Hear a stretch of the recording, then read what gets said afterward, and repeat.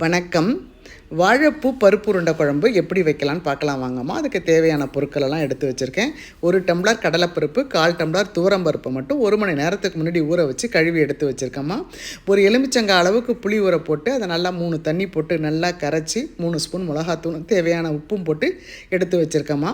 குழம்பு கொஞ்சம் தண்ணியாகவே இருக்கட்டும். இப்போ எப்படி தாளிக்கலான்னு பார்க்கலாம் வாங்க. ஒரு பாத்திரம் வச்சு கடலை எண்ணெய் நல்லெண்ணெய் ரெண்டும் போட்டு அது காஞ்சதுக்கப்புறம் கடுகு உளுத்தம்பருப்பு ஜீரகம் வெந்தயம் போட்டு தாளிப்பு கொடுத்துட்டு ஒரு கைப்பிடி அளவுக்கு பூண்டு, ஒரு கைப்பிடி அளவுக்கு சின்ன வெங்காயம், கறிவேப்பிலை, பெருங்காயத்தூள் போட்டு நல்லா கலந்து கொடுக்கணுமா. இதெல்லாம் நல்லா வதங்கினதுக்கப்புறம் ஒரு சின்ன தக்காளி எடுத்து நல்லா பொடி பொடியாக கட் பண்ணி, மீடியம் சைஸ் தக்காளி எடுத்துக்கங்க, நல்லா பொடி பொடியாக கட் பண்ணி அதோடு சேர்த்து நல்லா மூடி போட்டு வேக வைக்கணுமா. நல்லா கலந்து கொடுங்க. நல்லா தூள வதங்கணுமா. வெங்காயம், தக்காளி, பூண்டு எல்லாம் நல்லா வதங்கினதுக்கப்புறம் நம்ம கூட்டி வச்சுருக்க குழம்பை இதோட சேர்த்துக்கங்கம்மா. குழம்பு கொஞ்சம் தண்ணியாகவே இருக்கட்டும். உருண்டைகள் போட்டோமா கட்டி ஆகிடும். அதனால் கொஞ்சம் தண்ணியாகவே கரைச்சிக்குங்க. இப்போ பாருங்கள், உப்பு புளிப்பெல்லாம் பார்த்து சரி பண்ணிவிட்டு மூடி வைங்கம்மா. ஒரு 5 நிமிஷம் குழம்பு கொதிக்கணுமா.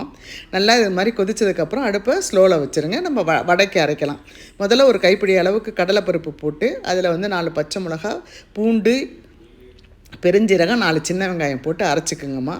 அதுக்கப்புறம் மீதி இருக்கிற கடலைப்பருப்பு போட்டு உப்பு தேவையான உப்பு போட்டு அரைச்சிக்குங்க. ஒரு கைப்பிடி அளவுக்கு நான் வாழைப்பூ எடுத்துருக்குறேம்மா. அந்த வாழைப்பூவை தனியாக அரைச்சிக்குங்க. இந்த மாதிரி பக்குவத்தில் இருக்கணுமா. கொஞ்சம் கூட தண்ணி போடாதீங்க. வாழைப்பூவை அரைச்சி சேர்த்தது தாம்மா இது ரொம்ப சுவையாக இருந்தது. 2 ஸ்பூன் தேங்காய் துருவல், கொஞ்சம் ஒரு கைப்பிடி அளவுக்கு சின்ன வெங்காயம் பொடியாக கட் பண்ணி போட்டுக்கோங்க. கொஞ்சம் கொத்தமல்லி தழை, கறிவேப்பிலை. இதில் நம்ம ஏற்கனவே பச்சை மிளகா அரைச்சிட்டோம், அதனால் பச்சை மிளகா போடாதீங்க. இந்த மாதிரி எல்லாத்தையும் ஒன்றா கலந்து கொடுத்துட்டு சின்ன சின்ன உருண்டைகளாக உருட்டி வச்சுக்கோங்கம்மா. இந்த குழம்புக்கு ஒரு சின்ன சின்ன உருண்டைகள் ஒரு 15 உருண்டை நான் போட்டோம்மா. நல்லா இருந்தது. குழம்பு நல்லா கொச்சிடுத்து பாருங்கள். இப்போ நம்ம என்ன பண்ணணும், இப்போ அரைச்சி வச்சுருக்க மாவை கொஞ்சம் தண்ணியில் கரைச்சி இதோட கலந்துக்கணுமா. அந்த குழம்புல கலந்து நல்லா கலக்கி விடுங்க. ஒரு 1/2 டம்ளர் அளவுக்கு தண்ணி சேர்த்து மறுபடியும் கொதிக்க வைங்கம்மா. ஒரு 5 நிமிஷம் கொதிக்கட்டும்.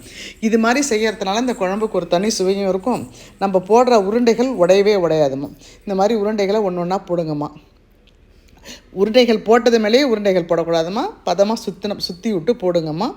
இப்போ என்ன பண்ணணும், நம்ம அடுப்பை ஸ்லோலேயே வச்சுட்டு இந்த பாத்திரத்தை இந்த கையால் பிடி துணியால் பிடிச்சிட்டு கலக்கி கொடுக்கணுமா. கரண்டி போட்டு கலக்கக்கூடாது.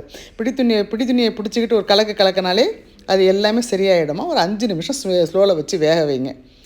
பருப்பு நல்லா உருண்டைகள் அழகாக வெந்துடுமா. உருண்டைகள் வெந்ததுக்கப்புறம் அந்த உருண்டைகள் அப்படியே மேலே எழும்பி வரும். வேகலைன்னா உள்ளவே இருக்குமா. வெந்ததுக்கப்புறம் தான் உருண்டைகள் எல்லாம் இப்படி மேலே வரும். பாருங்கள், ஒரு உருண்டை கூட உடையலம்மா. சூப்பரான டேஸ்ட்டான குழம்பு ரெடி ஆகிடுச்சுமா. ரொம்ப ஜம்முன்னு இருந்தது. பிடிச்சவங்க ட்ரை பண்ணுங்கம்மா. அனைவருக்கும் நன்றி, வணக்கம்.